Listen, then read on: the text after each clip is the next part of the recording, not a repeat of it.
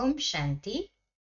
प्रेम के सागर परमात्मा शिव बाप 14 फरवरी 2025 की मुरली में हम बच्चों से कहते हैं, मीठे बच्चे, तुम्हें श्रीमत मिली है कि आत्माभिमानी बन बाप को याद करो। किसी भी बात में तुम्हें आर्ग्यू नहीं करना है।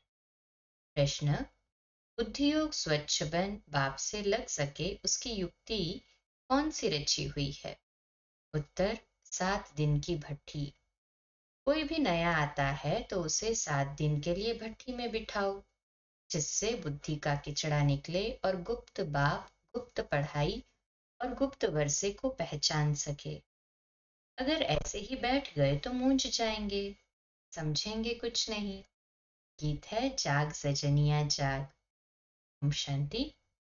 बच्चों को ज्ञानी तो आत्मा बनाने के लिए ऐसे ऐसे जो गीत है वह सुनाकर फिर उसका अर्थ करना चाहिए, तो वाणी खुलेगी। मालूम पड़ेगा कि कहाँ तक सृष्टि के आदि मध्य अंत का ज्ञान बुद्धि में है। तुम बच्चों की बुद्धि में तो ऊपर से लेकर मूल वतन, सूक्ष्म वतन, स्थूल वतन के आदि मध्य अंत का सारा राज जैसे कि चमकता है। बाप के पास भी ये ज्ञान है जो तुमको सुनाते हैं। यह है बिल्कुल नया ज्ञान। हर शास्त्र आदि में नाम है, परंतु वह नाम लेने से अटक पड़ेंगे, डिबेट करने लग पड़ेंगे। यहाँ तो बिल्कुल सिंपल रीति समझाते हैं। वानुवाच, मुझे याद करो, मैं ही पतित पावन हूँ। कभी भी श्री कृष्ण को व ब्रह्मा विष्णु शंकर आदि को पतित पावन नहीं कहेंगे। सूक्ष्म वतन वासियों को भी तुम पतित पावन नहीं कहते हो। स्थूल वतन के मनुष्य पतित पावन कैसे हो सकते? ये ज्ञान तुम्हारी बुद्धि में ही है। शास्त्रों के बारे में जास्ती अर्ग्यू करना अच्छा नहीं है। बहुत वाद विवाद हो जाता है, एक दो को लाठियां भी मारने लग पड़ते। तुमको तो बहुत सहज समझाया जाता है। शास्त्रों की बातों में टू मच नहीं जाना है। मूल बात है ही आत्म अभिमानी बनने की। अपने को आत्मा समझना है और बाप को याद करना है। ये श्रीमत है मुख्य, बाकी है डिटेल। बीज कितना छोटा है, बाकी झाड़ का तो विस्तार है। जैसे बीज में सारा ज्ञान समाया हुआ है, वैसे ये सारा ज्ञान भी बीज में समाया हुआ है। तुम्हारी बुद्धि में बीज और झाड़ आ गया है। जिस प्रकार तुम जानते हो और कोई समझ न सके, झाड़ की आयु ही लंबी दिखती है। बाप बैठ बीज और झाड़ व ड्रामा चक्र का राज समझाते हैं। तुम हो स्वदर्शन चक्रधारी। कोई नया आए, बाबा महिमा करे कि स्वदर्शन चक्रधारी बच्चों कोई समझ न सके। वह तो अपने को बच्चे ही नहीं समझते हैं। ये बाप भी गुप्त है तो नॉलेज भी गुप्त है, वर्षा भी गुप्त है। नया कोई भी सुनकर मूंझ पड़ेंगे, इसलिए 7 दिन की भट्टी में बिठाया जाता है। ये जो 7 रोज भगवान व रामायण, भागवत व रामायण आदि रखते हैं, वास्तव में ये इस समय 7 दिन के लिए भट्टी में रखा जाता है, तो बुद्धि में जो भी सारा किचड़ा है वह निकाले और बाप से बुद्धि योग लग जाए। यह यहाँ तो सब है रोगी। सतयुग में तो ये रोग होते नहीं। ये आधा कल्प का रोग है। 5 विकारों का रोग बड़ा भारी है। हाँ तो यही अभिमानी रहते हैं ना। जानते हो हम आत्मा एक शरीर छोड़ दूसरा लेती है, पहले से साक्षात्कार हो जाता है। अकाले मृत्यु कभी होता नहीं। तुमको काल पर जीत पहनाई जाती है। काल काल महाकाल कहते हैं। महाकाल का भी मंदिर होता है। सिख लोगों का फिर अकाल तख्त है। वास्तव में अकाल तख्त ये भ्रुकुटी है, जहां आत्मा विराजमान होती है। सभी आत्माएं इस अकाल तख्त पर बैठी है। बैठी है ना सभी इस अकाल तख्त पर? है हाजी बाबा। ये बाप बैठ समझाते हैं। बाप को अपना तख्त तो है नहीं। वह आकर इनका ये तख्त लेते हैं।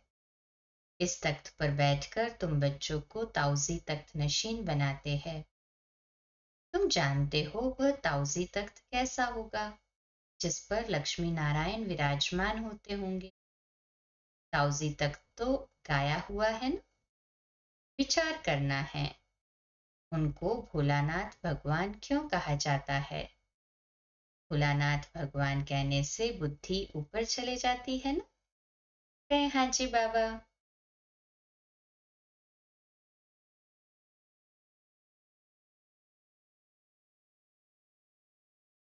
साधु संत आदि उंगली से इशारा भी ऐसे देते हैं ना कि उनको याद करो। यथार्थ रीति तो कोई जान नहीं सकते कि पतित पावन बाप सम्मुख में आकर कहते हैं, मुझे याद करो तो तुम्हारे विकर्म विनाश हो जाए। गारंटी है। गीता में भी लिखा हुआ है, परंतु तुम गीता का एक मिसाल निकालेंगे तो वह 10 निकालेंगे, इसलिए दरकार नहीं है। जो शास्त्र आदि पढ़े हुए हैं वह समझेंगे, हम लड़ सकेंगे। तुम बच्चे जो इन शास्त्रों आदि को जानते ही नहीं हो, तुम्हें उनका कभी नाम भी नहीं लेना चाहिए। सिर्फ बोलो भगवान कहते हैं, मुझ अपने बाप को याद करो। उनको ही पतित पावन कहा जाता है। गाते भी है पतित पावन सीताराम।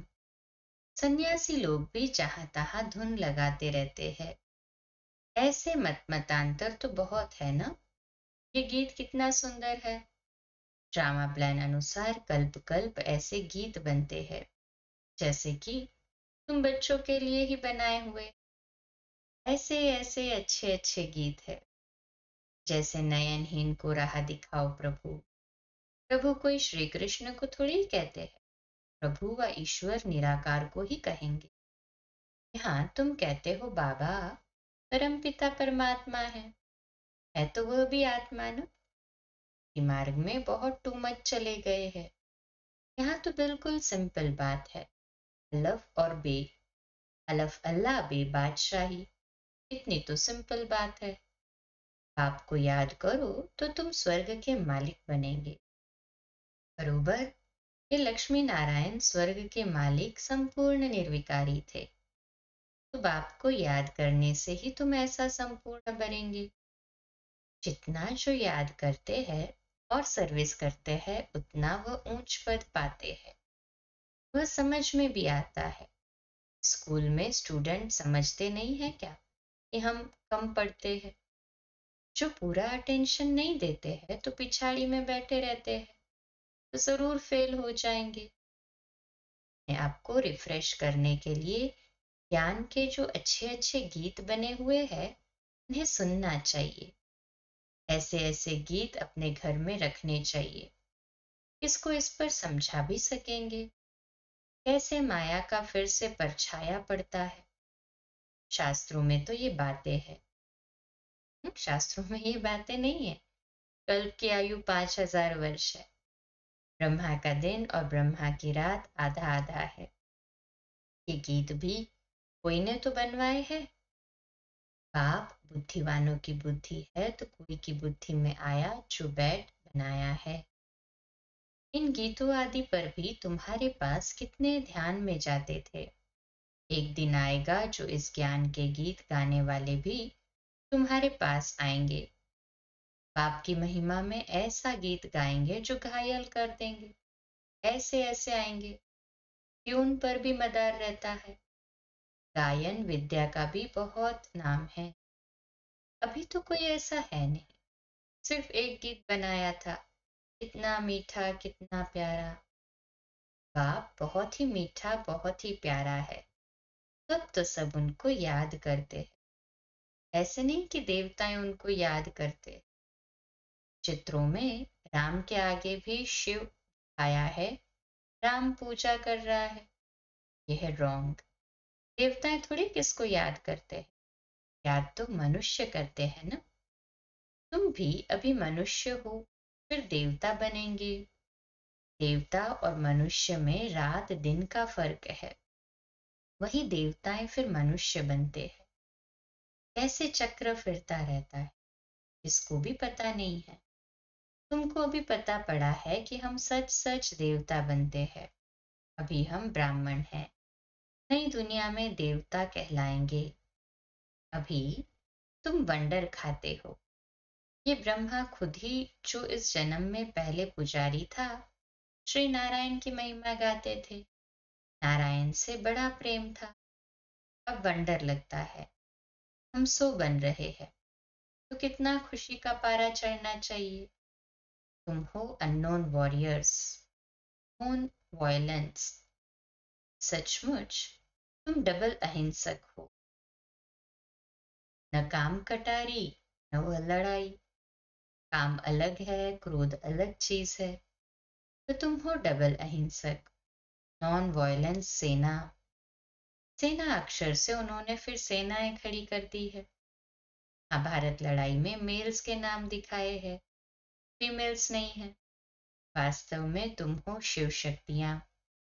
मेजोरिटी तुम्हारी होने कारण शिव शक्ति सेना कहा जाता है। ये बातें बाप ही बैठ समझाते हैं। अभी तुम बच्चे नवयुग को याद करते हो। दुनिया में कोई को भी नवयुग का मालूम नहीं है।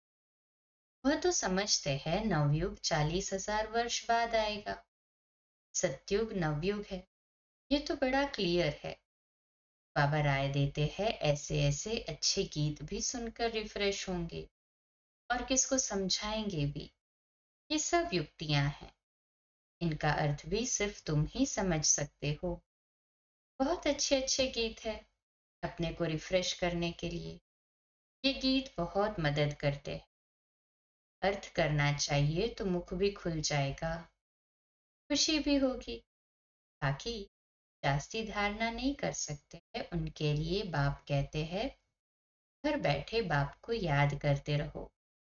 गृहस्थ व्यवहार में रहते सिर्फ ये मंत्र याद रखो, बाप को याद करो और पवित्र बनो। आगे पुरुष पुरुष लोग पत्नी को कहते थे भगवान को तो घर में भी याद कर सकते हैं, फिर मंदिरों आदि में भटकने की क्या दरकार है। हम तुमको घर में मूर्ति दे देते हैं, यहाँ बैठ याद करो, क्या खाने क्यों जाती हो। ऐसे बहुत पुरुष लोग स्त्रियों को जाने नहीं देंगे देते थे। चीज तो एक ही है, पूजा करना है और याद करना है। जबकि एक बार देख लिया फिर तो ऐसे भी याद कर सकते। श्री कृष्ण का चित्र तो कॉमन है, मोर मुकुटधारी। तुम बच्चों ने साक्षात्कार किया है, कैसे वहां जन्म हो, वह भी साक्षात्कार किया है। परंतु क्या तुम उसका फोटो निकाल सकते हो? एक्यूरेट कोई निकाल ना सके। दिव्य दृष्टि से सिर्फ देख ही सकते हैं, बना नहीं सकते। हाँ, देखकर वर्णन कर सकते, बाकी वह पेंट आदि नहीं कर सकते।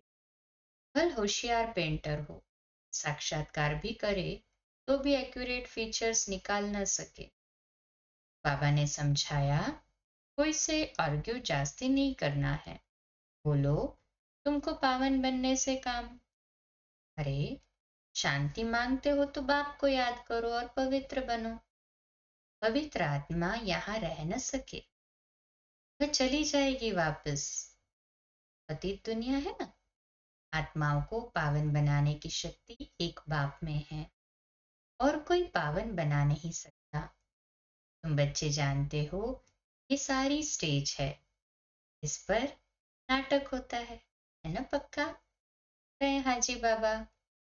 इस समय सारी स्टेज पर रावण का राज्य है। सारे समुद्र पर सृष्टि खड़ी है। ये बेहद का टापू है, वह है हद के।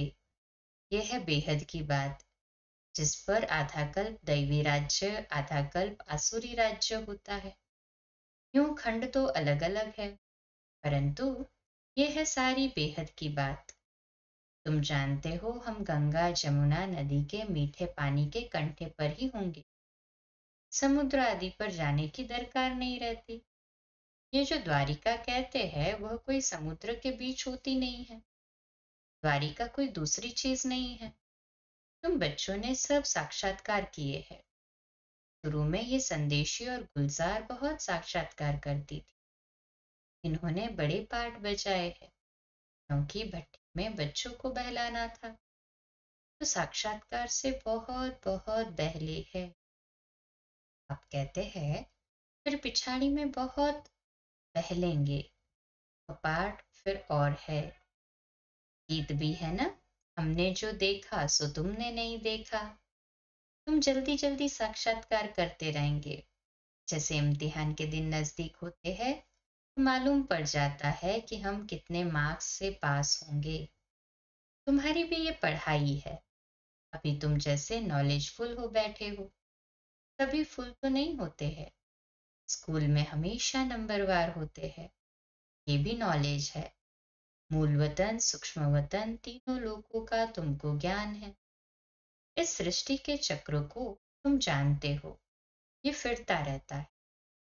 बाप कहते हैं तुमको जो नॉलेज दी है ये और कोई समझा न सके।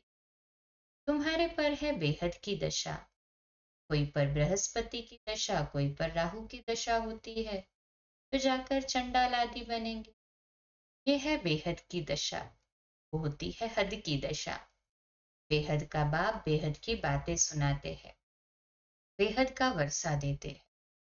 तुम बच्चों को कितनी न खुशी होनी चाहिए। तुमने अनेक बार बादशाही ली है और गवाई है, ये तो बिल्कुल पक्की बात है। Nothing new. तब तुम सदैव हर्षित रह सकेंगे, नहीं तो माया घुटका खिलाती है। तो तुम सभी आशिक हो एक माशूक के। सब आशिक उस एक माशूक को ही याद करते हैं। वह आकर सभी को सुख देते हैं।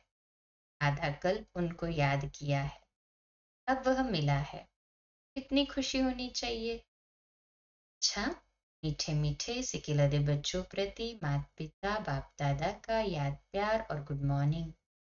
रूहानी बाप की रूहानी बच्चों को नमस्ते। हम रूहानी बच्चों की रूहानी माता पिता बाप दादा को याद प्यार, गुड मॉर्निंग और नमस्ते। वाह बाबा वाह, शुक्रिया बाबा, शुक्रिया। धारणा के लिए मुख्य सार है, पहली पॉइंट, सदैव हर्षित रहने के लिए नथिंग न्यू का पाठ पक्का करना है। बेहद का बाप हमें बेहद की बादशाही दे रहे हैं, इस खुशी में रहना है। दूसरी पॉइंट, ज्ञान के अच्छे अच्छे गीत सुनकर स्वयं को रिफ्रेश करना है, का अर्थ निकालकर दूसरों को सुनाना है। आज का मीठा वरदान, माया के संबंधों को डाइवोर्स दे, बाप के संबंध से सौदा करने वाले माया जीत मोहजीत भव। आज का सोमान, मैं माया जीत मोहजीत आत्मा हूँ। विश्लेषण, अब स्मृति से पुराना सौदा कैंसिल कर सिंगल बनो। आपस में एक दो के सहयोगी भर रहो, लेकिन कंपेनियन नहीं। कंपेनियन एक को बनाओ तो माया के संबंधी से, कंपेनियन एक शिव बाबा को बनाओ तो माया के संबंधों से डाइवोर्स हो जाएगा। माया जीत मोह जीत विजयी रहेंगे। अगर जरा भी किसी में मोह होगा तो तीव्र पुरुषार्थी की बजाय पुरुषार्थी बन जाएंगे। इसलिए क्या भी हो कुछ भी हो, खुशी में नाचते रहो। मिरुआ मौत मलू का शिकार, इसको कहते हैं नष्ट मोहा। ऐसा नष्ट मोहा रहने वाले ही विजय माला के दाने बनते हैं। स्लोगन है, सत्यता की विशेषता से डायमंड की चमक को बढ़ाओ। अव्यक्त इशारा एकांत प्रिय बन एकता और एकाग्रता को अपनाने का। बाप दादा चाहते हैं कि हर बच्चा एक रस श्रेष्ठ स्थिति के, बाप दादा चाहते हैं कि हर बच्चा एक रस श्रेष्ठ स्थिति के आसनधारी, एकांतवासी, अशरीरी, एकता स्थापक, एक नामी, इकोनॉमी का अवतार बने। एक दो के विचारों को समझ सम्मान दे, एक दो को इशारा दे, देन देन कर आपस में संगठन की शक्ति का स्वरूप प्रत्यक्ष करे। क्योंकि आपके संगठन के एकता की शक्ति सारे ब्राह्मण परिवार को संगठन में लाने के निमित्त बनेगी। अच्छा, कम बोलो, धीरे बोलो, मीठा बोलो, सत्य बोलो, सोच समझकर बोलो। निमित्त भाव निर्माण भाव, निर्मल वाणी। आज का नया दिन आप सभी को मुबारक हो, मुबारक हो, मुबारक हो। शुभ दिवस। ओम शांति।